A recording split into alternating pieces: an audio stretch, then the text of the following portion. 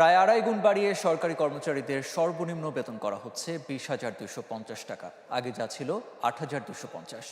নতুন এই সুপারিশ রয়েছে চূড়ান্ত হওয়া বেতন কমিশনের প্রতিবেদনে। সেই সাথে সর্বোচ্চ ধাপের বেতন 1.5 গুণ বাড়িয়ে 78,000 টাকার পরিবর্তে করা হচ্ছে 1,20,000 টাকা। বিকেল 5টায় প্রধান উপদেষ্টার কাছে যা জমা দেবে বেতন কমিশন। বছর দেড়েক আগে দায়িত্ব নিয়ে ধসে যাওয়া অর্থনীতির গতি ফেরাতে মনোযোগী হয় অন্তর্বর্তী সরকার। নেওয়া হয় আর্থিক খাত সংস্কারের নানা পদক্ষেপ। চড়া মূল্যস্ফীতির লাগাম টানতে নজর দেওয়া হয় বাজার ব্যবস্থাপনায়, যেমন তেমনি আয় বৈষম্য কমাতেও নেওয়া হয় নানা উদ্যোগ।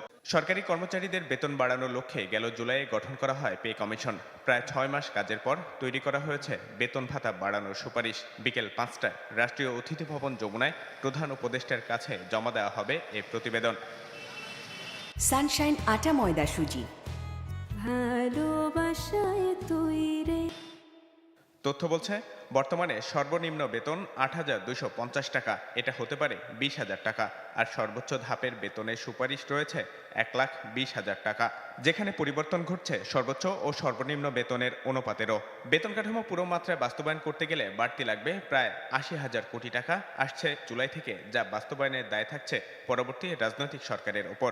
যা খুশি হবে যেই করুক, আমরা মোটামুটি যতটুক ইসে বলে চেয়ারম্যান বলেছেন সবাই খুশি হবে, উনি আমাকে বললেন। এইগুলি সব বিবেচনা নিয়ে না হয়েছে, সব দ্রব্যমূল্য বৃদ্ধি, কস্ট অফ লিভিং ইনক্রিজ সব না হয়েছে। তবে আংশিক বেতন কাঠামো বাস্তবায়ন হবে চলতি জানুয়ারি থেকেই, যার লক্ষ্যে চলতি অর্থ বছরের সংশোধিত বাজেটে বরাদ্দ রাখা হয়েছে 22,000 কোটি টাকা।